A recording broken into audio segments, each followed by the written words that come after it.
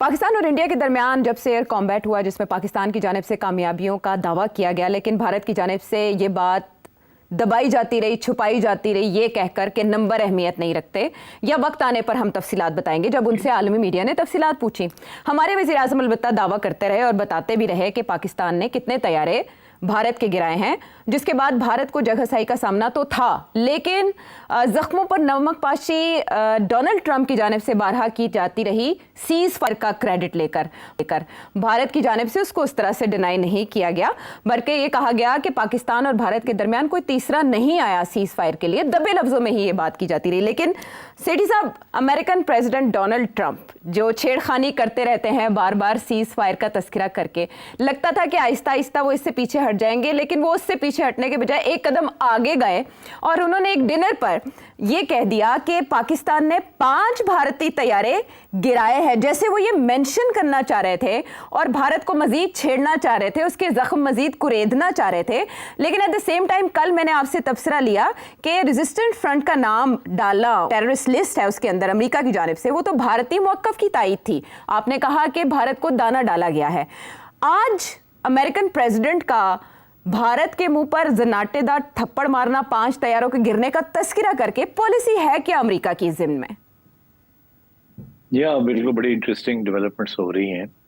पहली बात यह है कि मेरा ख्याल है उन्होंने पाकिस्तान का नाम नहीं लिया, ना ही हिंदुस्तान का नाम लिया। उन्होंने कहा 5 तैयारे गिरे हैं जी। अच्छा तो जाहिर है क्योंकि सारी दुनिया तो यही कह रही है कि पाकिस्तान ने 5 तैयारे गिराए हैं और पाकिस्तान भी यही कह रहा है हमने इंडिया के 5 तैयारे गिराए हैं, और इंडिया के डिफेंस ऑफिशियल्स ने यह भी तस्लीम किया है कि हमारे तैयारे गिरे हैं, लेकिन नंबर और इंडिया ने और नंबर अहमियत नहीं रखते। मगर इंडिया ने किसी स्टेज पे ये नहीं कहा कि उन्होंने पाकिस्तान का एक भी तैयारा गिराया है।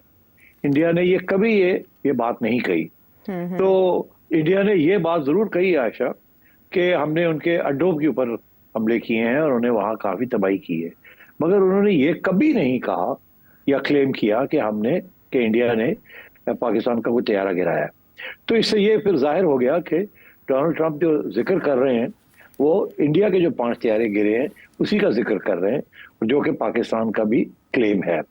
अब मैं देख रहा था इंडियन मीडिया और इंडियन ट्विटर के ऊपर बेचारे वो कह रहे हो जी हमारा नाम तो नहीं लिया, उन्होंने ये तो नहीं कहा कि पाकिस्तान ने इंडिया के गिराए, उन्होंने तो नाम ही नहीं लिया, वगैरह वगैरह। अब अगर इस किस्म की सूरत हाल है तो इसका ये मतलब है अभी भी हिंदुस्तान की पब्लिक या हिंदुस्तानी जो है वो अभी भी तस्लीम करने के लिए तैयार नहीं है।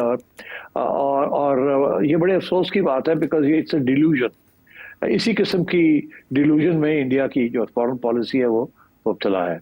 अब इस इशू ये है जो आपका सवाल है कि क्या डोनाल्ड ट्रंप गेम क्या खेल रहा है इंडिया के साथ जी, और नरेंद्र मोदी के साथ खासूसन क्या गेम खेल रहा है। एक तरफ अब पहले उसने ये 1 दफा नहीं 20 दफा 22 दफा 23 दफा यही बात कही है कि मैंने करवाया सीज फायर, हालांकि नरेंद्र मोदी कहता है नहीं हमने नहीं, इसने नहीं कराया। नंबर 1 वो लगा हुआ है वो अपनी। दूसरी तरफ आपने पॉइंट आउट किया कल कि जी उन्होंने ये रेजिस्टेंस फ्रंट के बारे में उनका कह दिया, हाँ ठीक है हम कहते हैं कि ये टेररिस्ट ग्रुप है और ये लश्कर तैयबा का है, मगर फिर भी पाकिस्तान का नाम नहीं लिया। मगर फिर भी हिंदुस्तान बड़ा खुश था कि चले जी हमारी कोई बात तो मानी है उसने, और मैंने आपसे कहा कि दाना डाल रहे हैं, कोई ऐसी बात नहीं। आज उसने फिर जैसे आपने बताया कि उन्होंने अब ये कह दिया ये 5 जहाजों की बात कर रही है, जबकि इंडिया खुद तस्लीम अभी नरेंद्र मोदी करने के लिए तैयार नहीं है और इंडिया तो अभी भी किसी बैठे हुए हैं। तो इसका मतलब क्या है कि डोनाल्ड ट्रंप गेम क्या खेल रहा है इंडिया के साथ जी। मैं आपको बताऊं बड़ी सीधी सी गेम है और जिसका उन्होंने ऑलरेडी इशारा कर दिया है, मैं कल ही किया उन्होंने बड़े वाजे तौर पे ये कह दिया है कि ब्रिक्स को हम नहीं खड़ा होने देंगे। ब्रिक्स जो है अगर वो कोशिश करेगी कि किसी तरीके के साथ अमेरिका और वेस्ट के खिलाफ कोई महाज बनाए तो हम नहीं होने देंगे। और यहाँ तक कि उसने ये भी कहा है कि अगर ये लोग बाज नहीं आते तो हम फौरन इनके ऊपर एक्स्ट्रा 10% टैरिफ लगा देंगे। ये उसके बयान है कल का। अब इसका ताल्लुक क्या है इंडिया के साथ? इसका ताल्लुक ये है कि BRICS is Brazil, India, China, Russia, China और बाद में साउथ अफ्रीका जी। तो ब्रिक्स में India is a founding member of BRICS. तो ये धमकी जो वो दे रहा है, वो चाइना को उसने क्या धमकी देनी है, रूस को उसने क्या धमकी देनी है, वो तो वैसे ही उसकी धमकियों के बाहर है। और साउथ अफ्रीका ने तो आके इतनी सख्त तनकीद की है इसराइल की यूनाइटेड नेशंस के अंदर कि इन्होंने साउथ अफ्रीका को एक्सपेल करने की भी बातें की है अमेरिका ने, कि हम डिप्लोमेटिक रिलेशन खत्म करते हैं साउथ अफ्रीका के, वगैरह वगैरह। तो ये India, Russia, China, south Africa, ये तो वैसे ही उसकी बैड बुक्स में है। और तो अब सूरत हाल ये है कि ये इंडिया की तरफ इशारा है। और क्या इशारा है? ब्रिक्स वालों ने ये है एज अ प्लेटफॉर्म पे कि डॉलर जो है उसके बरक से एक और करेंसी होनी चाहिए। ये दुनिया की जो डिपेंडेंसी है ऑन द डॉलर, ये कम होनी चाहिए जी। और हम एक और करेंसी बनाएंगे। ये भी ब्रिक्स का एक एजेंडा है, चाइना रशिया का specially. Not de dollarisation but another currency to weaken the dollar. मुतबादिल। तो अब हाँ, मुतबादिल और ऑल्टरनेटिव या सिमल्टेनियस एक और करेंसी। अच्छा। एक जमाने में आयशा पाउंड स्टर्लिंग और डॉलर साथ साथ चलते थे, यूके की करेंसी और डॉलर साथ साथ चलते थे। मगर फिर पाउंड बहुत कमजोर हो गया तो इसलिए वो साथ साथ नहीं चल सके। और वैसे भी they were all European currencies, euro, pound sterling and the dollar, तो आपस में लिंक था इनका। मगर ये जो करेंसी बनाने जा रहे हैं चाइना और रशिया, और ये जो स्विफ्ट बैंकिंग सिस्टम को खत्म करके एक नया बैंकिंग सिस्टम बना रहे हैं, जिसके अंदर आप अमेरिकन बैंकिंग सोर्सेज के जरिए नहीं जाएंगे ट्रांसफर्स ऑफ मनी, और तो आप एक और बिल्कुल ऑल्टरनेटिव फाइनेंशियल सिस्टम भी बना रहे हैं। इसके साथ डॉलर बहुत कमजोर हो जाएगा, डिवैल्यू हो जाएगा, क्योंकि लोग फिर तजारत जो है वो डॉलर में इतनी नहीं करेंगे जितनी इनकी नई करेंसी में करेंगे। और ये ब्रिक्स बढ़ता जा रहा है, पहले 4 थे, फिर 5 हुए, अब पता नहीं और कितने लोगों ने अप्लाई कर दिए, तो पूरा एक ब्लॉक बन रहा है। अच्छा, डोनाल्ड ट्रंप बहुत अपसेट है। उसने कल यही कहा है कि ये ब्रिक्स वाले जो है ना, मैं इनको सॉर्ट आउट कर लूंगा, इनका ख्याल है ये डॉलर को कमजोर करेंगे, एक और करेंसी बनाएंगे, मैं इनको देख लूंगा। और ये ब्रिक्स वालों को मैं वार्निंग देता हूँ कि मैं इनके ऊपर 10% और टैरिफ चढ़ा दूंगा।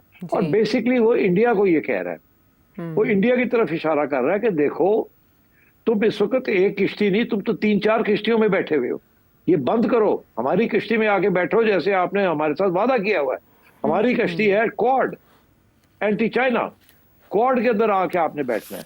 आप तो ब्रिक्स में भी बैठ गए हैं, आप SCO में भी जाके बैठ गए हैं, आप RIC में भी बैठ गए हैं जाके। ये सारी जो है दे साउथ, ग्लोबल साउथ इंस्टीट्यूशंस। तो Donald Trump and they is very upset. ये इंडिया गेम क्या खेल रहा है? ये एक तरफ तो हमारे साथ क्वाड की बात करता है और दूसरी तरफ ये जाके हथियार भी जहाज फ्रांस से खरीदता है और रूस से लेता है, और S-400 भी रूस से ले रहा है, और उधर चाइना के जो प्लेटफॉर्म्स हैं वहां जाके ये बैठ रहा है। ये कर क्या रहा है? तो Donald Trump is actually criticising India कि भाई तुम फैसला करो, तुम हमारे साथ हो या हमारे खिलाफ हो। नरेंद्र मोदी ने इसको जाके कहा हम आपके साथ हैं। मगर इंडिया की जो एक तारीखी पोजीशन रही है वो यही रही है कि रूस के करीब रहा है और किसी एक ब्लॉक में नहीं गया। अब उसके लिए प्रॉब्लम आ गई, अब वो जबरदस्ती उसको खींचा जा रहा है दी अदर ब्लॉक, जिसके अंदर ईरान भी है, टर्की भी है, वगैरह वगैरह। और इंडिया जो है इज इन डिफिकल्ट सिचुएशन। और ये डोनाल्ड ट्रंप उसको खींच रहा है कि आप वापस आओ क्वाड के अंदर, इनको छोड़ो। और इंडिया जो है वो उसको वो खींच रहे हैं। पहले वो SCO में है और ब्रिक्स में है, अब वो RIC में, जैसे मैंने कल बात की कि रशिया, इंडिया, चाइना, वो ग्रुप को एक्टिवेट करना चाह रहे हैं, रशिया और चाइना।